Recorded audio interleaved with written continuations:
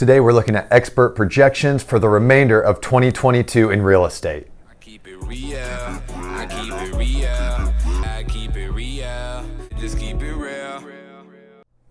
It's no secret that there has been a lot of concern, questions, and fear going on in the real estate world.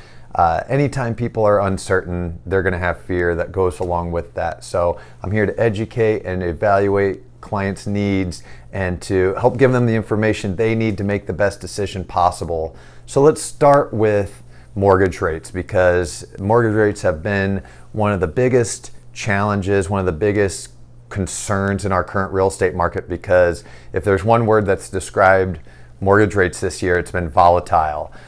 We started the year around 3%, all the way up as high as 6%, with volatility all along the way. So you can see here, interest rates are heading back down, but what do we expect out of the rest of the year with where they're at today? And I think that that's given a lot of buyers in our real estate market a lot of pause and a lot of concern, because they were never sure if they were getting a good interest rate today or if it would be better or worse tomorrow.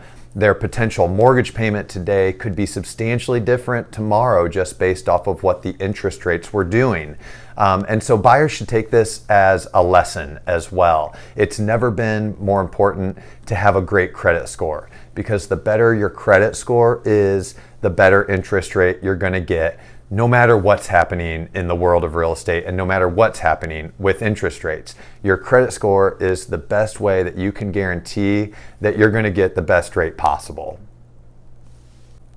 So looking at some of the four experts in the mortgage lending industry, we've got Freddie Mac, Fannie Mae, MBA, and NAR. And so with these four entities and their projections for the remainder of the year, I think are actually very positive. It actually looks like they're expecting mortgage rates to mellow out, that volatility to kind of slow down, not have as many highs and lows as we had throughout the start of 2022. So I think that's a great thing. I think that gives buyers more confidence that they can say, hey, this is kind of the interest rate we can expect to pay. We can plan our budget, plan where we want to be price-wise, and go out into the real estate market and make offers confidently that they know that they're going to be able to afford the payments of the houses that they're going to be making offers on.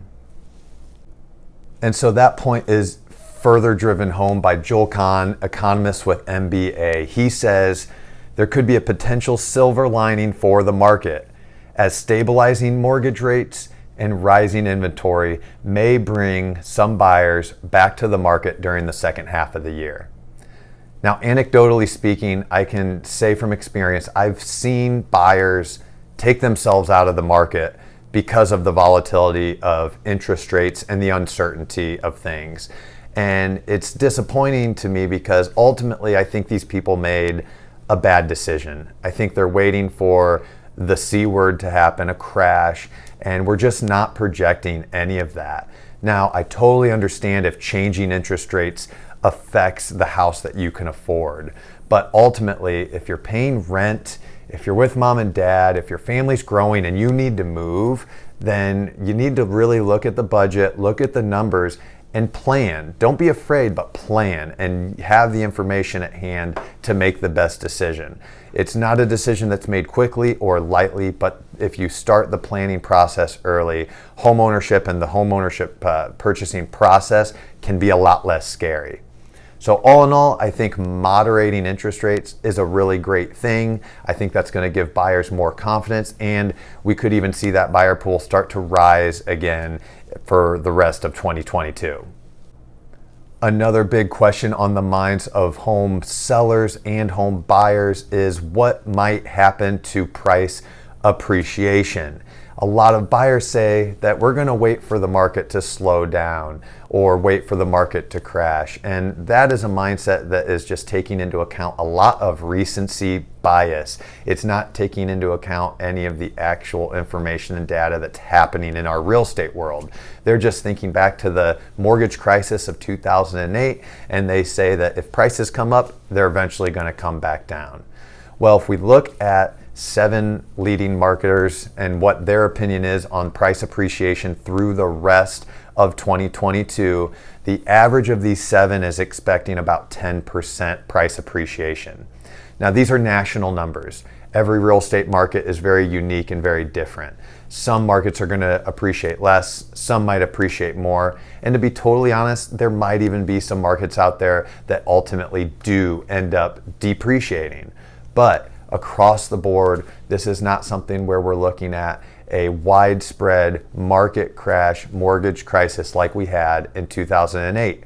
All of the projections are still very positive. So if you're a home seller and you don't need to move, that's okay. Hang on to the house, continue to build equity through price appreciation and through making your mortgage payment. But if you're a home buyer, prices still are projected to continue to appreciate. So how long are you willing to wait? What are you waiting for? Why not buy a home now and take advantage of the equity that can be offered from these price appreciation gains? Here's another quote from Mark Zandi, that's the chief economist with Moody Analytics. And he says, "I don't think national housing prices will decline in a meaningful way, but there will be some price declines across the country." Now, if we look back to the mortgage crisis, bigger markets, vacation markets, secondary markets took the biggest hit. Some of these markets depreciated 60%. So I totally understand the fear that comes along with that. Now, being hyper local to the Fort Wayne, Indiana market, guess what? Our market during the mortgage crisis of 2008 only depreciated by 5%. So Fort Wayne tends to have a very conservative response to bad days and good days. We don't depreciate as quickly as other markets. We don't appreciate as quickly as other markets. But call me crazy, I would rather have that stability in our market than have the big swings of some of these coastal markets that might take a hit during these times. And lastly, with projections of overall existing home sales. Now, these are existing homes. This is not taking into account new construction, but you can see from last year, we're expecting almost 1 million less homes to sell in 2022 than we did in 2021. Now, that number might sound scary, but 2021 was highlighted with interest rates in the 3%, sometimes in the 2%. So the buyer pools was wild in 2021. So it's not realistic to expect to meet those historic record numbers that we had in 2021. But if we look back to 2018, 2019, that's more in the realm of the numbers we're looking at here for 2022.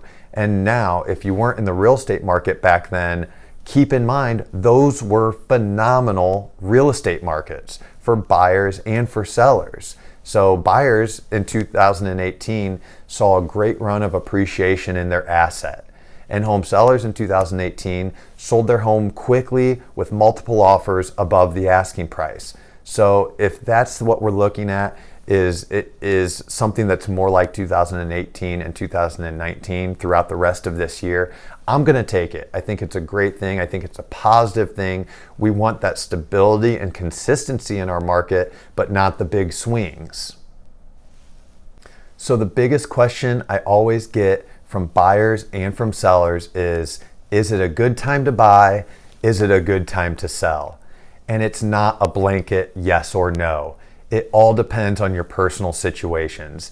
Even in difficult times on one side or the other, it could be the right time for you to buy. It could be the right time for you to sell. And that's where a really truly trusted advisor comes in and can help you make the best decision for you and your family. So I'm hoping that this information is helpful for you guys in terms of your planning, your next steps. Is it right now? Is it right later? And if you need more information, I hope you'll reach out, because that's what I'm here for, is to be that expert advisor, to provide you the information, to ask the right questions, and help you and your family prepare for the next steps in life. I keep it real, I keep it real, I keep it real, just keep it real.